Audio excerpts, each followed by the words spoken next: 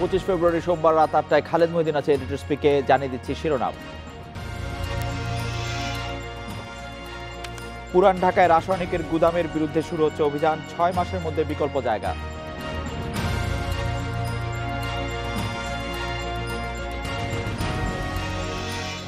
উড়োজাহাজ ছিনতাইয়ের চেষ্টার জট এখনো খোলেনি, নিরাপত্তা ঘাটতির অভিযোগ মানছেন না প্রতিমন্ত্রী।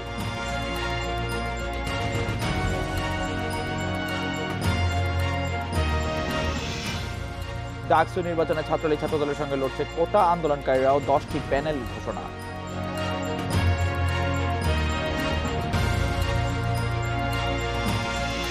আঠাশ ফেব্রুয়ারি থেকে পুরান ঢাকার 15টি ওয়ার্ডে কেমিক্যাল গোডাউনের বিরুদ্ধে অভিযান চালাবে টাস্ক ফোর্সের সদস্যরা। এই নিয়ে কথা বলতে আমাদের সাথে ঢাকা দক্ষিণ সিটি কর্পোরেশনের প্রধান নির্বাহী কর্মকর্তা মোস্তাফিজুর রহমান রয়েছেন এবং রয়েছেন এফবিসিসিআই এর কেমিক্যাল বিষয়ক স্ট্যান্ডিং কমিটির চেয়ারম্যান হাজী বেলায়েত হোসেন।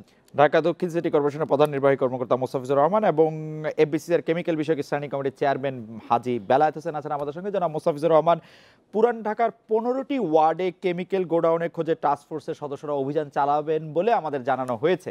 আমাদের প্রশ্ন, এই অভিযান আপনারা আগে কেন চালান নাই এবং নিমতলী ঘটনার পরও দাহ্য পদার্থ বিক্রি রক্ষণাবেক্ষণের পৃথক শিল্প এলাকায় স্থাপন সহ 17টি সুপারিশ করা হয়েছিল। গত 10 বছরে সেই সুপারিশগুলির বেশিরভাগই মানা হয়নি। এ ব্যাপারে আপনাদের ব্যাখ্যা আসলে কি, জনাব মোস্তাফিজুর রহমান?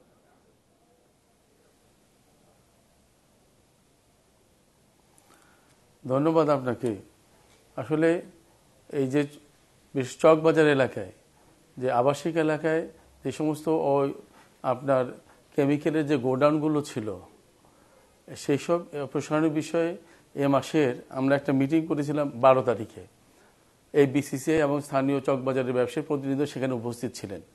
তাদেরকে আমরা বলেছি যে আপনারা যেভাবে হোক এখান থেকে এই গোডাউনগুলো সরিয়ে নিয়ে যেতে হবে এবং এই জন্য এ মাসের 19 তারিখে আমাদের মাননীয় মেয়র মহোদয় একটি টাস্কফোর্স নিয়ে সেখানে একটি অভিযান উদ্বোধন করেন এই কেমিক্যাল গোডাউনগুলো অপসারণের এবং তাদেরকে সময় দিয়ে দেন যে আপনারা এখান থেকে গোডাউনগুলো সরিয়ে নিন।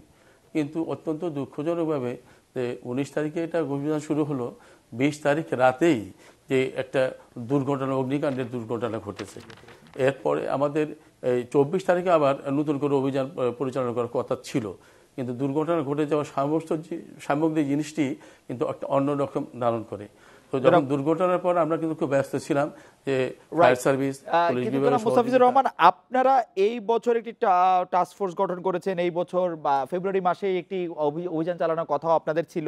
এটি কি গত বছর করেছিলেন, তার আগের বছর করেছিলেন? মানে 10 বছর পার হয়েছে আসলে নিমতলী ঘটনার পর, মানে 10ম বছরে আমরা পা দিয়েছি।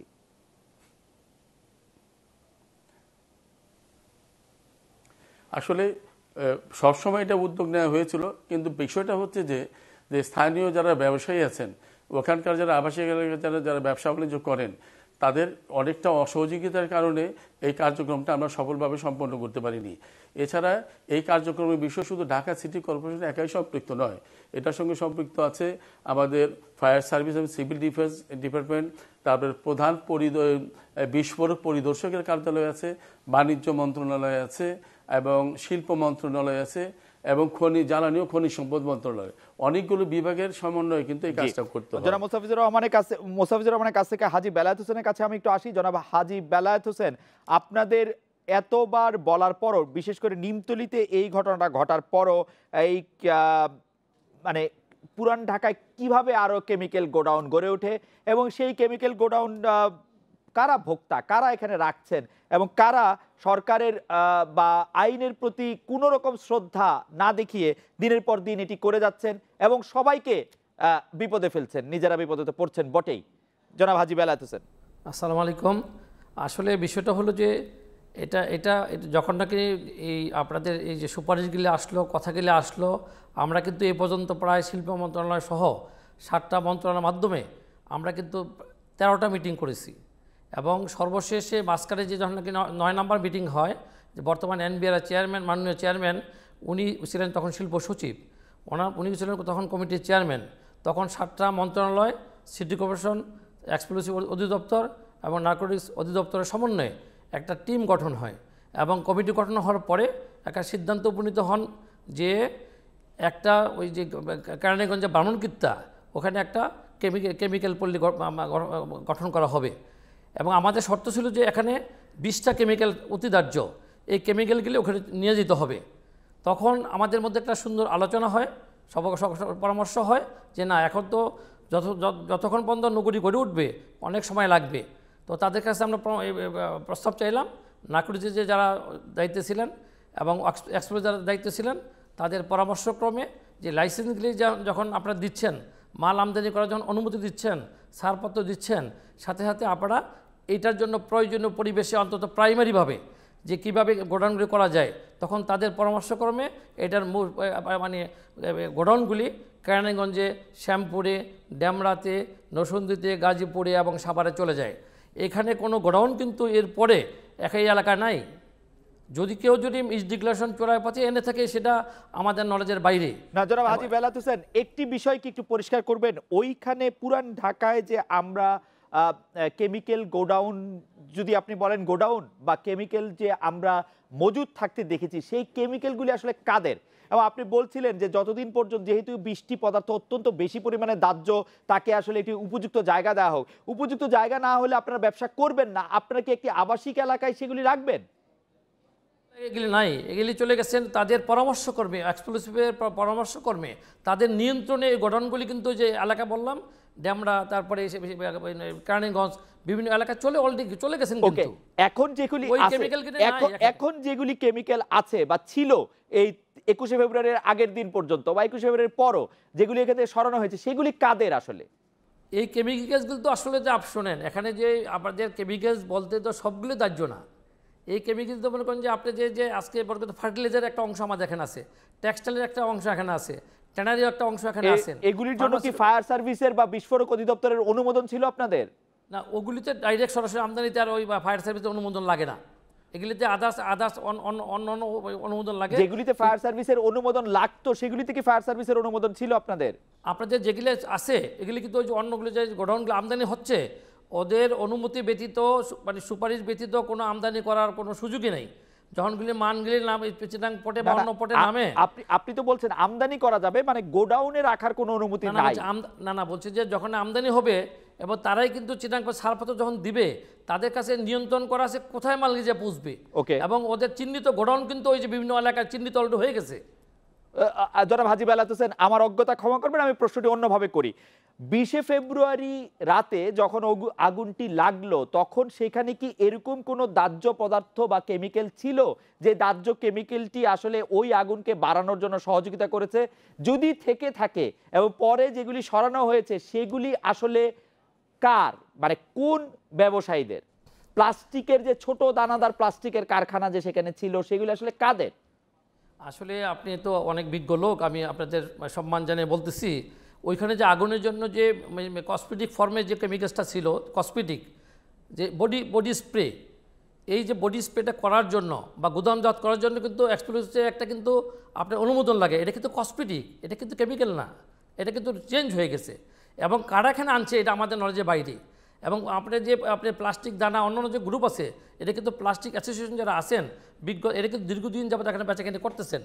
এখন যেহেতু বেচাকেনি করতেছেন এখানে আগে যেহেতু কোনো দুর্ঘটনা ঘটে নাই এবং এটার জন্য তারাও কিন্তু পল্লী চেয়েছে, তারা কিন্তু নারায়ণগঞ্জে এবং ইতিমধ্যে কিন্তু মুন্সিগঞ্জে পল্লী চিহ্নিত হয়ে গেছেন।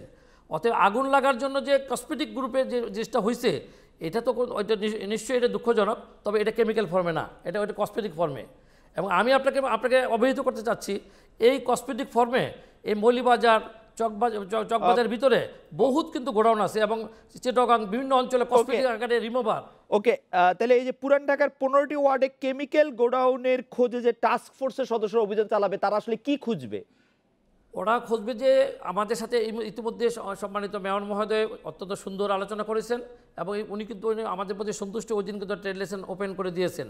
কিন্তু হঠাৎ করে যে আবার যে চকবাজার ঘটনার জন্য এই জিনিস কিন্তু বাধাগ্রস্ত হইলেন, আমি ওনাদেরকে আশ্বস্ত করেছি আমাদের জানা মতে কোনো হাইলি এক্সপ্লোসিভ কেমিক্যাল এই এলাকাতে নাই। যদি থাকে চিহ্নিত করতে পারি বা আমরাও জানি, আপনাদেরকে আইন প্রণয়নকারী সংস্থার নিকট। আপনাকে অনেক ধন্যবাদ জনাব হাজী বেলায়েত হোসেন। আমরা একটা বিরতি নিব, যখন বিরতি থেকে ফিরবো জনাব মোস্তাফিজুর রহমান, আপনারা আসলে কিসের খোঁজে 15টি ওয়ার্ডে কেমিক্যাল গোডাউন কেমিক্যাল গোডাউন খোঁজ করবেন যেখানে জনাব হাজী বেলায়েত হোসেন বলছেন যে এখানে আসলে কোনো এই ধরনের কোনো দাহ্য কেমিক্যালই আসলে নাই। জনাব মোস্তাফিজুর রহমানকে 15টি ওয়ার্ডে কেমিক্যাল গোডাউনের খোঁজে আসলে টাস্কফোর্সের অভিযানের দরকার কি, যেখানে জনাব হাজী বেলায়েত হোসেন স্পষ্ট বলছেন যে এখানে কোনো কেমিক্যাল গোডাউনের আসলে অস্তিত্বই নাই?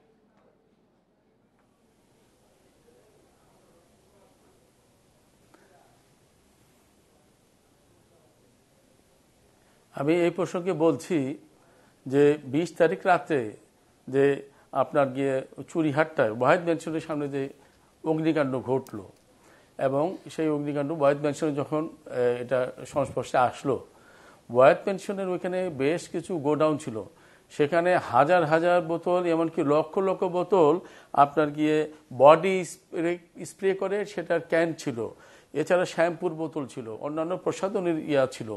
তো সেখানে যখন আগুন সংস্পর্শে আসলো এবং আমরা লক্ষ্য করেছি যে সেটা আরও ধাউ ধাউ করে আগুন জ্বলে উঠলো এবং রাস্তায় সেই ক্যানগুলো বিস্ফোরিত হয়ে আমাদের আশেপাশে সেই ক্যানগুলো এসে পড়ছিল।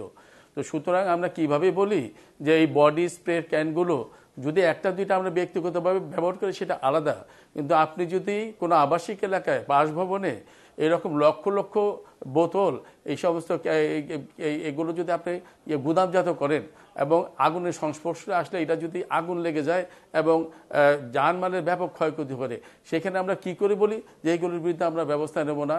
আমরা আজকে আমাদের মাননীয় মেয়র মহোদয়ের সভাপতির যে সভা হয়েছে সেই সভায় সিদ্ধান্ত গৃহীত হয়েছে যে আবাসিক এলাকায় এই ধরনের কোনো জিনিসের গুদামজাত করতে দেওয়া যাবে না জানমালের নিরাপত্তার স্বার্থে। সুতরাং আমরা 2 দিন সময় দিয়েছি, আর আমরা 2 দিন মার্কিং করব, ব্যাপক প্রচার করব সরিয়ে নেওয়ার জন্য নিরাপদ স্থানে। যদি তারা সরিয়ে নিয়ে যান, যেই ধরনের রাসায়নিক সামগ্রী হোক না কেন, এগুলি যখন একসঙ্গে ব্যাপক আকারে গুদামজাত করা হয় তখন এটা ওই এলাকার মানুষের জানমালের জন্য, নিরাপত্তার জন্য এটা ক্ষতিকর এবং আগুনের সংস্পর্শে আসলে এটা কতটুকু ক্ষতিকর দাহ্য পদার্থ, কত কম দাহ্য পদার্থ সেটা বিষয়টা একত্রিত অনেকগুলো জিনিস থাকলে, কেমিক্যাল জাতীয় জিনিস থাকলে ব্যাপক আকারে আগুন লাগে এবং এই কারণেই জানমালের ব্যাপক ক্ষতি হয়েছে এবং সুতরাং এই জিনিসটি আর বারবার গ্রহণ করা যায় না।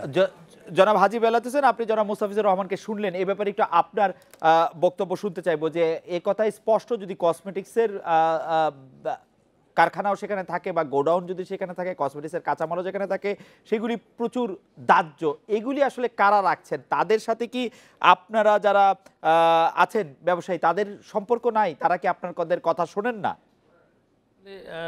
মানে এই যে বিষয়টা কিন্তু উনি স্পষ্টই বলছেন, এটা কসমেটিক বলছেন আর কি। রাইট, আমরা কিন্তু কেমিক্যাল ব্যবসায়ী, কিন্তু আমরা কিন্তু র মেটেরিয়াল ব্যবসায়ী, আমরা কিন্তু ফিনিশ প্রোডাক্ট ব্যবসায়ী না। এখানে যেটা ছিলেন আমি বলতেছি শুধু এখানে না, চকবাজার এবং মৌলিবাজার, চিটাগাং বিভিন্ন অঞ্চলে এই কেমিক্যাল গোডাউনে বডি স্প্রে, লিপস্টিক, রিমুভার এইসব গোডাউন কিন্তু বড় অনেক অনেক আছে। কিন্তু এইটা খালি একটা সামান্য, এখানে চকবাজারের ভিতরে আছে অনেক অনেক বেশি। অতএব আমি আপনার মাধ্যমে আমি জাতিকে জানাইতে চাই, আমার মাননীয় মেয়র আছেন, অন্যান্য কর্তৃপক্ষ আছেন, পুলিশ আইজি মহোদয় আছেন, যারা যার দায়িত্বে আছেন, তারা যেন ওই ব্যাপারে এক্সপ্লোর অধিদপ্তরের ডিজি মহোদয় আছেন, নাগরিক ডিজি মহোদয় আছেন, আপনার মাধ্যমে তাদের কাছে অনুরোধ রাখছি জাতির স্বার্থে এই জাতীয় যেসব গোডাউন চকবাজার, মৌলিবাজার, চিটাগাং রিয়াজউদ্দিন বাজার হইতে শুরু করিয়া যেখানে আছেন, এটা যেন পরিকল্পিত আকারে তাদের মতামতিয়া এই মালগুলি যেন নিরাপদ জায়গায় ট্রান্সফার করা হয়। নাহলে অদূর ভবিষ্যতে যদি এখানে সামান্য একটা ভবনের জন্য এই ঘটনা ঘটছে, আর চকবাজার এবং মৌলিবাজার যে গিঞ্জি জায়গা, এটার ভিতরে আগুনে লাগলে কি হবে, অনেক ভয়াবহ আকার ধারণ করবে। জনাব হাজী বেলায়েত হোসেন, ব্যবসায়ীরা কি, আপনি যে কথাটি বললেন, ব্যবসায়ীরা কি এই বিষয়টি রিয়েলাইজ করেন যে এটি আসলে কিরকম ক্ষতিকর হতে পারে বা কিরকম ভয়াবহ হতে পারে? আমরা কেমিক্যাল ব্যবসায়ী হিসেবে বলবো, আমি কেমিক্যাল বলতে মাদারল্যান্ড বলা হয় মিটফোর্ডকে, 100 বছর ইতিহাসে মিটফোর্ড কিন্তু কোনো আগুন লাগে নাই। আমরা সাপুরে কীভাবে সাপ পালবে সে জানে, আমরা সাপ জন্মগত, আমার বাবাও এটা ব্যবসা করছে, আমরাও করতেছি, আমার ছেলেমেয়ে ব্যবসা করে। অতএব এটা কীভাবে মেনটেন করতে হয় এটা আমরা জানি, কোন কেমিক্যালের পাশে কোনটা রাখতে হবে, কোনটা রাখতে হবে না, এই ট্রেনিং কিন্তু আমাদের জন্মগতভাবে এটা আছে। অতএব আমি অনুরোধ করব যে সবার সাথে যে হাইলি ফ্লেমিংয়ের সাথে যেন অ্যাভারেজ অন্য কেমিক্যাল মেশানো না হয়। মনে করেন যে এই যে নর্থ বেঙ্গল এলাকাতে মনে করেন যে জমিতে ভিটামিন শর্ট পড়ার কারণে ওখানে ব্রন মানে বোরিক পাউডার ব্যাপক হাজার হাজার টন দিতে হয়, যার জন্য এখন দেশে এত আলু হচ্ছে। এটা কিন্তু আসলে কেমিক্যাল বললে হবে না, এটা ফার্টিলাইজার, কিন্তু মিটফোর্ডে আমরা যে আনি এটা কিন্তু কেমিক্যাল হিসাবে গোডাউনে রাখা হচ্ছে। অতএব সব কেমিক্যাল দেখে আতঙ্কিত না হওয়ার জন্য অনুরোধ করব। যেমন টেক্সটাইল কেমিক্যাল, মনে করেন এবার ক্যালসিয়াম কার্বনেট, ট্যালকম পাউডার, এবং মনে করেন যে ব্যাটারি ট্যাটারি, গ্লাস ডাইং, হাজারো কেমিক্যাল। কিন্তু আজকে 29টা কেমিক্যালের জন্য যদি আমরা সব কেমিক্যালকে বাধাগ্রস্ত করি, শিল্প উন্নয়নের যাত্রায় আজকে উন্নত দেশে পরিণত হচ্ছে আমরা যদি শিল্প অগ্রযাত্রা বাধা দিই, আমরা মনে হয় এটা সতর্ক থাকতে হবে। বাধা না দিয়া কীভাবে আমরা একটা এক্সপার্ট কমিটির মাধ্যমে সুন্দরভাবে কিন্তু জনাব হাজী বেলায়েত হোসেন, আপনি কি মনে করেন না যে পুরান ঢাকায় যেরকম ঘনবসতিপূর্ণ এবং যেখানে এত মানুষ বাস করে, সেখানে সেটি মিটফোর্ড হোক বা তার আশেপাশের এলাকায় সেইগুলি গুদামজাত বা না করাই উচিত? না করা উচিত। যে হাইলি ফ্লেমিং তো ডেঞ্জারাস জিনিস, সেখানে আমাদের জাতি ধ্বংস হয়ে যাব। তবে আমি আপনার মাধ্যমে একটা অনুরোধ করব, শায়েস্তা খানের আমল থেকে ধরে যখন নাকি ঢাকা শহরের গোড়াপত্তন হয়, তখন কিন্তু এই অঞ্চল চকবাজার, বলিবাজার, মিটফোর্ড, ইসলামপুর, সদরঘাট, এই পুরো এলাকায় কিন্তু কমার্শিয়াল এলাকা ছিল। এই এলাকাটাকে কমার্শিয়াল মর্যাদা দিয়া কীভাবে আগামী দিন এই সুন্দর আকার একটা নতুনভাবে আর্কিটেক্টের মাধ্যমে এই যারা রাষ্ট্রীয় কর্তৃপক্ষ হাজী বেলায়েত হোসেন এটি চমৎকার কথা বলেছেন। আমি একটু প্রধান নির্বাহী কর্মকর্তা জনাব মোস্তাফিজুর রহমানের কাছে যেতে চাই, যে তিনি বলছেন যে এখানে আসলে এটি বাণিজ্যিক কার্যক্রমই যেহেতু এখানে ছিল, সেই বাণিজ্যিক কার্যক্রমই থাক, আবাসিক এলাকার থেকে সেটিকে আসলে বাণিজ্যিক এলাকার মর্যাদা দেওয়া হোক। আপনারা এই বিষয়টি নিয়ে ভাবছেন কিনা জনাব মোস্তাফিজুর রহমান?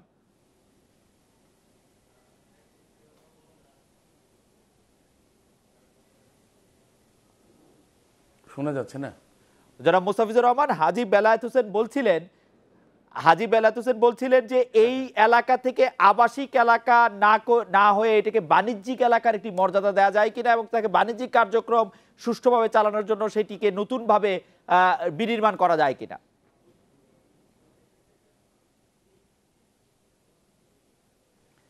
এটা কিন্তু আমরা আজকে যে আলোচনা করেছি, এটা আমরা স্বল্প মেয়াদী, মধ্যমেয়াদী, দীর্ঘমেয়াদী পরিকল্পনার কথা বলেছি। এখন যেই জিনিসটা আমাদের কাছে গুরুত্বপূর্ণ সেটা হচ্ছে, আপনি হঠাৎ করে আবাসিক এলাকাকে বাণিজ্যিক এলাকায় রূপান্তর করে এই মানুষগুলোকে সরিয়ে নিতে পারবেন না। এটার জন্য কিন্তু মধ্যমেয়াদী বা দীর্ঘমেয়াদী সময়ের প্রয়োজন আছে। কিন্তু আমাদের কাছে যেটি সবচেয়ে বেশি গুরুত্বপূর্ণ হচ্ছে যে এই চকবাজারে যে চুরিহাট্টা বা অন্যান্য সংশ্লিষ্ট এলাকাগুলোতে যেই ধরনের আপনার গিয়া ওই কেমিক্যালের গোডাউন আছে, কেমিক্যাল সেখানে গুদামজাত করা হয়, প্লাস্টিকের কারখানা আছে এবং অন্যান্য কেমিক্যাল জাতীয় কারখানা এখানে আছে। এই কারখানাগুলো আমাদের এখন প্রথম দায়িত্ব হচ্ছে এই কারখানাগুলোকে। কিন্তু জনাব মোস্তাফিজুর রহমান, আপনার কাছে কি মনে হয় না পুরান ঢাকার যে এলাকাগুলি কথা আমরা বলছি সেইখানকার আবাসিক সুবিধা কিন্তু আসলে খুবই লিমিটেড?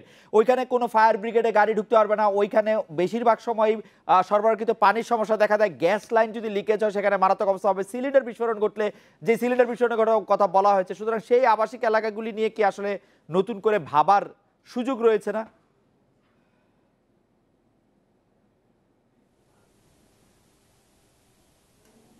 শোনা যাচ্ছে না, প্লিজ, আমি শুনতে পাচ্ছি না। জনাব মোস্তাফিজুর রহমান, আপনার কাছে কি মনে হয় না যে পুরান ঢাকার যে এলাকাগুলি কথা আমরা বলছি সেই এলাকাগুলিতে আসলে আবাসিক সমস্যা, মানে পুরোপুরি আবাসিক সুবিধাগুলি সেই জায়গায় নাই? ফায়ার ব্রিগেডে গাড়ি ঢুকতে পারে না, পানির সমস্যা অনেক সময় দেখা দেয়, বিদ্যুৎ শর্ট সার্কিটের সমস্যা হতে পারে, গ্যাস সিলিন্ডার এর সমস্যা তো একাধিক সময় হয়েছে। সেইগুলির ব্যাপার কি আমাদের একটু ভাবার দরকার আছে না? দক্ষিণ ঢাকা সিটি কর্পোরেশন সেটি ভাবছে কিনা? অবশ্যই বিষয়গুলো আজকে, হ্যাঁ, অনেক ধন্যবাদ। এই বিষয়গুলো নিয়ে আমাদের আজকের সবাই বিস্তারিত আলোচনা হয়েছে। এখানে আমাদের ডিপিডিসির সংশ্লিষ্ট প্রধান ছিলেন, ওয়াসার এমডি মহোদয় ছিলেন, আপনার গ্যাসের এমডি মহোদয় ছিলেন এবং অন্যান্য সেবাদান, সকল সেবাদানকারী প্রতিষ্ঠানের প্রধানরা উপস্থিত ছিলেন। এখানে আমাদের এই বিষয়ে একটা সিদ্ধান্ত গৃহীত হয়েছে, এই সব এলাকার যে সমস্ত বিদ্যুতের লাইনগুলো এবং গ্যাসের লাইন, এই লাইনগুলো আরও নিরাপদভাবে যাতে পুনঃস্থাপন করা যায় সেই বিষয়ে তাদেরকে অনুরোধ করা হয়েছে। এবং সংশ্লিষ্ট বিভাগের প্রধানগণ তারা কিন্তু আজকে এই আমাদেরকে এই সভায় তারা বলেছেন, নিশ্চয়তা দিয়েছেন যে তারা এইগুলো সব। আপনাকে বিমান বাংলাদেশ এয়ারলাইন্সের উড়োজাহাজ ছিনতাই নিয়ে কথা বলতে আমাদের সাথে আছে চট্টগ্রাম থেকে সহকর্মী অনুপমশীল এবং ঢাকা থেকে হাসিফ মোহাম্মদ। অনুপমশীলের কাছেই প্রথমে যাচ্ছে। অনুপমশীল, আজকে চট্টগ্রাম বিমানবন্দরে যাত্রীদের মধ্যে নিরাপত্তা বোধ কেমন দেখছেন? তাদের মধ্যে বাড়তি কোনো আতঙ্ক বা ডিসকমফোর্ট আপনি দেখছেন কিনা, নিরাপত্তা ব্যবস্থায় কোনো বড় ধরনের পরিবর্তন এসছে কিনা? অনুভবশীল। না, আজকে আমরা স্বাভাবিক দিনের মতোই দেখেছি, অর্থাৎ আমরা বিকেলে গিয়েছিলাম চট্টগ্রাম বিমানবন্দরে এবং সেখানে সে সময় যে সমস্ত উড়োজাহাজ এসে পৌঁছেছে সে সমস্ত যাত্রীরা যেমন স্বাভাবিক ছিলেন, পাশাপাশি বিশাল ভিড় ছিল যারা বিভিন্ন গন্তব্যে এই বিমানবন্দর থেকে যাবেন তাদেরও বড় ধরনের একটি ভিড় ছিল এবং স্বাভাবিকভাবে পরিস্থিতি আমরা দেখেছি অন্যান্য সময় যে ধরনের নিরাপত্তা ব্যবস্থা বিমানবন্দরকে ঘিরে থাকে আজকেও তার ব্যত্যয় ঘটেনি এবং খুব বেশি যে আবার সচেতন বা এর চেয়ে গতকালকের ঘটনার পরে যে আরও বেশি নিরাপত্তা সেই বিষয়টিও কিন্তু আমরা লক্ষ্য করিনি। আর শেষ তথ্যটি খালেদ ভাই দিতে চাই যে এখন আমরা পতেঙ্গা থানার সামনে আছি এবং পতেঙ্গা থানা এই মুহূর্তে সিভিল এভিয়েশনের 2 জন কর্মকর্তা কিছুক্ষণ আগে প্রবেশ করেছেন এবং তারা একটি এজাহার দায়ের করবেন বলে আমরা জানি এবং সেই এজাহারের পরে কিন্তু মূলত এই মামলাটি কাকে কিভাবে আমাদেরকে সেই বিষয়ে জানিয়ে দিবেন। হাসিফ মাহমুদ আছেন আমাদের সাথে স্টুডিওতে। হাসিফ, আমি আপনার কাছ থেকে একটু জানতে চাইবো যে র্যাবের তালিকায় নিহতের নাম থাকাটার বিষয়টা আসলে কতটা নিশ্চিত? নিহতের লাশ এখন আছে কোথায়? হাসিফ। জি, আমরা কিছুক্ষণ আগেই নারায়ণগঞ্জে গিয়েছিলাম যে নিহতের যে বাড়িতে, সেখানে আমরা যে র্যাবের তালিকায় যে তারা যে নামের থাকার তালিকা বলছে, কিন্তু আমরা নারায়ণগঞ্জের যে পুলিশ সুপার তিনি কিন্তু বলছেন যে নারায়ণগঞ্জে তার বিরুদ্ধে কোনো ধরনের কোনো থানায় মামলা নেই। তবে পরিবারের পক্ষ থেকে জানানো হয়েছে 3 বছর আগে তার যে প্রথম স্ত্রী তার সাথে তার একটা ছাড়াছাড়ির বিষয়ে সেই সময় একটা মামলা হয়েছিল। আর তার যে লাশ এখন বর্তমানে চট্টগ্রামে রয়েছে, কিন্তু পরিবারের পক্ষে আমরা জানতে চেয়েছিলাম তারা লাশ গ্রহণ করবেন কিনা। তার পিতা বলেছেন এই ছেলের লাশ তারা নিতে চান না। এই ছেলের লাশ তারা নিতে চাচ্ছেন না, সেটা ঠিক আছে, কিন্তু র্যাবের তালিকায় নামের ব্যাপারটি নিয়ে আমরা আজকে দেখেছি যে নারায়ণগঞ্জের পুলিশ সুপার একটি বিবৃতি, একটি সংবাদ সম্মেলন মতো করেছেন। সেইখানে কি তিনি এই বিষয়ে কোনো কিছু বলেছেন? তিনি যেটি আমাদেরকে জানিয়েছেন যে ছেলের বিভিন্ন ধরনের কর্মকাণ্ড মানে একটা সাধারণ মানুষের যে চলাফেরা সেরকম নয়, কিন্তু তার বিরুদ্ধে বিভিন্ন সংগঠন বা কোনো উগ্রবাদী জঙ্গি গোষ্ঠীর সাথে যোগাযোগ বা এই বিষয়ে তারা কিছু জানেন না। কারণ তাদের কাছে শুধুমাত্র একটি বিষয় নিশ্চিত করতে বলা হয়েছে যে এই ছেলেটি নারায়ণগঞ্জের বাসী কিনা। তারা শুধু এইটুকুই নিশ্চিত করেছেন। পরবর্তীতে তাদের কাছে যদি এই মামলার কোনো কার্যক্রমের বিষয় আসে তারা অধিকতর তদন্ত করে খতিয়ে দেখবেন বলে পুলিশ সুপার আমাদেরকে জানিয়েছেন। হাসিফ মাহমুদ শাহ এবং অনুপমশীল, আপনাদের অনেক ধন্যবাদ। ডাকসু নির্বাচনের কথা বলতে আমাদের সাথে সহকর্মী নূরে আলম আছেন আমাদের সঙ্গে। নূরে আলম, আপনার প্রতিবেদনে আমরা দেখছি যে ডাকসু নির্বাচনে ছাত্রলীগ ছাত্রদলের সঙ্গে লড়ছে আরও কোটা আন্দোলনকারীরা সহ 10টি প্যানেল আমরা দেখতে পাচ্ছি। আপনার কাছে কি মনে হয় কোনোভাবে একটি জমজমাট লড়াই বা দ্বিমুখী ত্রিমুখী লড়াই হতে পারে ডাকসুতে বা হল সংসদগুলিতে? নির্বাচনের মাঠ এরই মধ্যে জমে গেছে, আর নির্বাচনী লড়াই মূলত হবে 3টি প্যানেলের মধ্যে, ছাত্রলীগ, ছাত্রদল আর বাম সহ কোটা সংস্কার আন্দোলনকারী যারা রয়েছে। এই মূলত এই 4টি প্যানেলের মধ্যে মূল প্রতিদ্বন্দ্বিতা হবে। এর ভিতর থেকে কেউ হয়তোবা ভিপি অথবা জিএস প্রার্থী বের হয়ে আসতে পারে বলে সংশ্লিষ্টরা মনে করছেন। আর নির্বাচনের মাঠ এর মধ্যে জমজমাট, মধুর ক্যান্টিন সহ ঢাকা বিশ্ববিদ্যালয় ক্যাম্পাসের যে আগের যে ঐতিহ্য সেটি আসলে এখন পুরোপুরি ফিরে এসেছে এবং বিশ্ববিদ্যালয় ক্যাম্পাসের সহাবস্থান বলতে সেটি এখন নিশ্চিত হয়েছে। মধুর ক্যান্টিনে এক পাশে ছাত্রদল যেমন কর্মসূচি পালন করছে, ছাত্রলীগ করছে, আবার বাম সংগঠনগুলোও করছে। এখানে কেউ কাউকে বাধা দিচ্ছে না বলে আমরা এখন পর্যন্ত গত 10-12 দিনের চিত্রে আমরা এরকমটি দেখিনি এবং বিশ্ববিদ্যালয় প্রশাসনও অনেকটাই সন্তুষ্ট। তারা বলছে যে তাদের কাছে সবচেয়ে বড় চ্যালেঞ্জ ছিল সব দলকে এই নির্বাচনে নিয়ে আসা। তারা প্রাথমিকভাবে সেটিতে সফল হয়েছে। এখন বড় চ্যালেঞ্জ হচ্ছে এই যে পরিবেশটি আছে সেটি যাতে একদম শেষ পর্যন্ত বজায় রাখতে পারে। আর বিশ্ববিদ্যালয় প্রশাসন আমাদেরকে এরই মধ্যে জানিয়েছে যে সেই ধারা অব্যাহত রাখার জন্য তাদের উপযুক্ত পরিমাণে পদক্ষেপ নেওয়া আছে। যারই অংশ হিসেবে যে কেন্দ্রগুলোতে ভোট হবে সেগুলো সিসিটিভির আওতায় থাকবে। আপনাকে অনেক ধন্যবাদ। এই ছিল আজকের এডিটর স্পিকে আমন্ত্রণ আমাদের পরের আয়োজনে।